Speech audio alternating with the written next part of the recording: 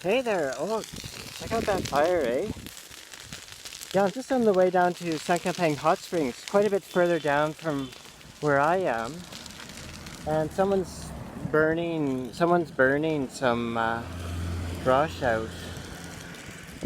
Oh, there's some theories as to why and everything, but it's very common in this part of Thailand to burn fields and forests and stuff. Sometimes they burn forest land to help with growing mushrooms and things. So I've been noticing on Mondays, I come back from Kendo, I don't stay at my mom's, and at nighttime you can see the fires burning. So I've been seeing a line over this way to the southish, I guess, as I come up, and now there's this one. It's really wild. You can really can feel the wind from the heat.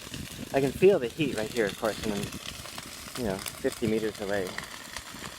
And I don't know, smoky season's coming, and could smell it coming down. I knew that something was going to be close to the road and everything, but anyway, a little shower, right?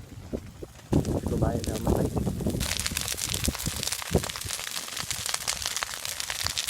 As you might be able to see, there's all kinds of like, stuff shooting up in the air.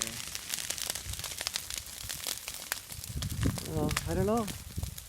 So oh yeah, okay, it's just a day of chaos, really. It's really interesting.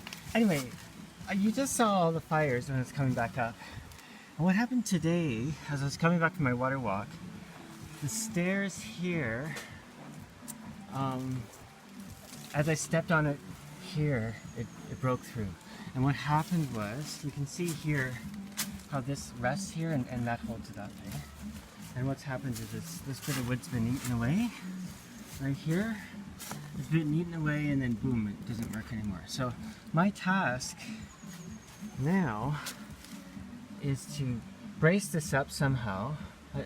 I brought this cement fence post, but it's not going to do the job. So I have to brace this up somehow. And then I guess what I might do is put some wood. I found some really nice wood over there. And bolt some wood in here. And then somehow brace it in through here. Or maybe I could do it actually on these frames. Hard to say. Because it's sort of an ongoing issue with insect damage, right? And while I'm doing it, while I'm here, I might just do the same with this one too, which is still solid. But since I'll be doing the job, I might as well do it properly. So probably what I'll do, how big is that? Yeah, to get bolts this big would do the job. When I'm in town on the weekend, I'll get some bolts and then just start working on it, you know? Yeah, you can see these bits here, you can see the insects have been at it. Like I said, it's an ongoing thing. But anyway, I'm gonna shift over and contemplate chaos. Okay, hi. I don't know how much space I have on my phone, but I'll try and do this quick. But just this, I've been thinking a lot about the chaos order balance, right? A lot today. And sometimes, not just here, but where I used to live in Canada too, you know, I lived in tents a lot. I went on a 3-year solo horseback ride through the Canadian prairies, southern plains, all this stuff. And so tent living, like living here for me is quite a bit like tent living, in that there's always something going on. And I always have to keep an eye open for the emerging chaos, right? So like when you live in a tent long term, talking months and months at a time, you always have to be aware of it, right? You can't just sort of put it up and pretend it doesn't exist anymore, because the wind hits it, rain, whatever. So it always needs an adjustment. And this house is like a big wood tent, and that's partly why I love living here, right? So now I'm just the emergent chaos is coming into the fore, and so there's this step. Well, I went for the water walk, and the water walk was no problem, even though I was tired. But So then I was coming up and the step, I took one step on it and boom, it moved, right? And I had a heavy weight because of the water as well. So I stood there for about 30 seconds and think, should I walk on the other side, which is still connected? And I went, no, that's a bad idea. That would be encouraging chaos to be prominent, is what I came to mind. And then, of course, I went down to the local, not the local market, and got some meat and stuff. And then I went down to the Sankampang market, which I thought I could get some roast chicken, but they didn't have any. Anyway, that's beside the point, because on the way down were all those fires, right? So it's like, oh, the chaos is just looking for a place to emerge, right?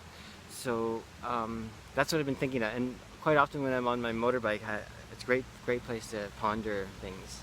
So that balance between chaos and order. And that's partly what, I have a lot of friends I think are really annoyed that I like Jordan Peterson, but that's partly what I really find interesting about him is the way he talks about order and chaos. And the thing is, you don't want all order and you don't want all chaos. Like everything, it's a balance, and I suppose you could say it's an undulating dialogue is how I would put it. It's a conversation between order and chaos. So in a situation like today where I have to think of some way to fix those stairs, it's the chaos coming up. But I find that very exciting, right? So as long as it's not too much, then I'm more or less okay with it. So far, we'll see how I feel tomorrow. Because tomorrow I'll probably try and see if I can work something out. I have to get some wood to brace it. And anyway, for now I put that fence post there, and at least it's supporting it, so it won't go down any further, right? Because it's quite heavy. I could just see that weighing on all the little wood joints and stuff. And so if you don't catch the chaos right away, as soon as you see it, then the chaos just grows and it gets worse and worse, right? A stitch in time saves 9 is how it is. That's where that saying comes from. Anyway, so that's it. Maybe I'll do an update tomorrow. Okay, ciao.